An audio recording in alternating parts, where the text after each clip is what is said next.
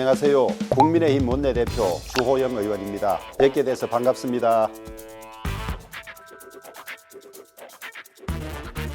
공수처는 우리 의견이 전혀 안 들어간 법안 아닙니까? 자기들이 패스트트랙으로 일방적으로 만든 법안 아닙니까? 거기에 우리의 거부권을 보장해 줬던 거 아닙니까? 자기들이 5월 28일 날 청와대에서 대통령 만날 때도 대통령도 그런 말씀하셨어요. 그런데 아나무인이 하늘을 찌르지요. 우리가 거부권을 남용했다면서 뺏어가겠다는 거 아닙니까? 우리가 남용한 게 뭐 있습니까? 단두대를 만든 사람이 단두대에 죽었잖아요. 나는 그런 예를 엄청나게 많이 알고 있습니다. 상앙님과 진시황 때 지가 만든 법에 지가 도망가다가 그 법에 잡혀 죽었어. 그래서 누구든 내가 그 대상이 될 수 있을 때 어떨 것인지 중립적이고 객관적으로 만들어야 되거든.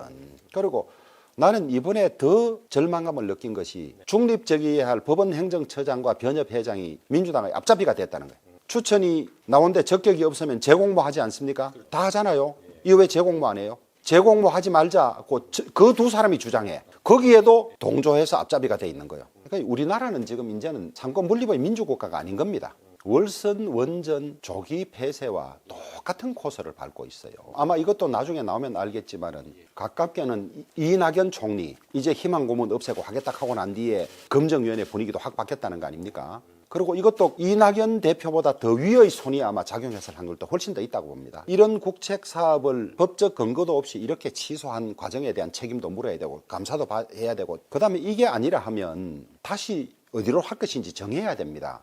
당연히 가덕도가 되는 건 안 되지. 그러니까 이게 시장 선거 대선에 그냥 표를 얻기 위한 이걸로 계속 희망 고문할 거다. 뭐 이런 것도 있는데 우선 가덕도 이 언급 자체도 하고 싶지 않아.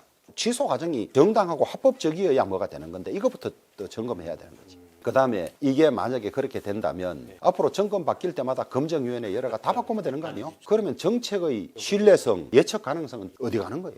정치인들이 국회의원이 나라의 의원이지 지역의원이 아니지 않습니까? 그걸 좀 더 잊지 말았으면 좋겠고 국민들도 나라 전체를 보고 일하는 분들에 대한 어떤 응원이 좀 있으면 좋겠어요. 이건 뭐 정치가 아니지. 흉내만 정치를 내고 그냥 이건 뭐 일방통행, 방요 그런 거죠. 김태년 원내대표 민주당 원내대표로서는 훌륭하지. 뭐든지 밀어붙이고 또 수의 힘이 뒷받침이 되니까. 그러나 국회 운영위원장이나 정치인으로서는 좋은 정치인이 아니라고 보지. 수모를 참고 견디는 수밖에 없지. 수모를 참고 견디면서 힘을 베르는 수밖에 없지.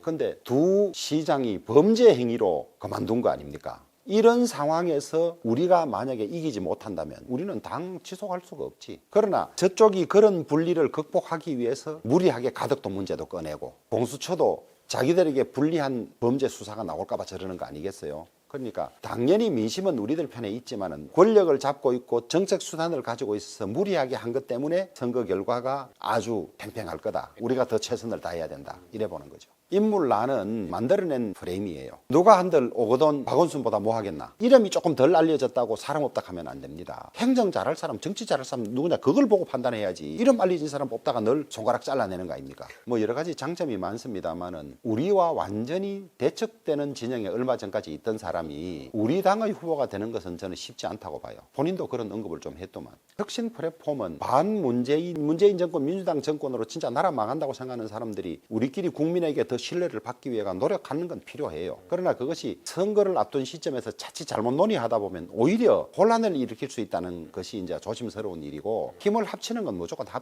필요한 거죠. 윤석열 총장이 대선까지 나올지 안 나올지는 모르지만은 지금 윤석열 총장이 뜨는 것은 반문재인 지지율이 그대로가 있는 겁니다. 반문재인, 반민주당, 반추미애. 윤석열이 뭐 정치를 합니까? 뭐를 합니까? 이 정권의 부정비리를 그냥 수사하려고 하는 사람 아닙니까? 이 정권의 부정비리는 철저히 수사돼야 되고 처벌받아야 된다는 생각을 가진 사람들의 영혼이 거기 모인 거죠. 나는 일관되게 정치도 경륜이 필요하고 전문적인 영역이다. 그래서 정치를 안 하고 단 영역에 있던 사람이 딴 이유로 인기가 있다 그래서 데리고 올 일도 아니고 나는 그건 잘못된 이상적 현상이라고 봅니다. 그리고 우리가 예로 봤을 때도 그렇게 성공하지 못했잖아요. 뭐를 고치고 바꾸려면 그 세계를 잘 아는 의인이 바꿔야 성공하지 그걸 모르는 외부 사람이 와서는 절대 바꾸거나 성공할 수가 없습니다. 혼란만 야기할 뿐입니다. 그래서 나는 윤석열 검찰총장이 지금 현직 검찰총장인데 무슨 지지율 조사에 들어가는 것도 우리나라가 대단히 잘못된 현상이라고 보고 있는 거죠.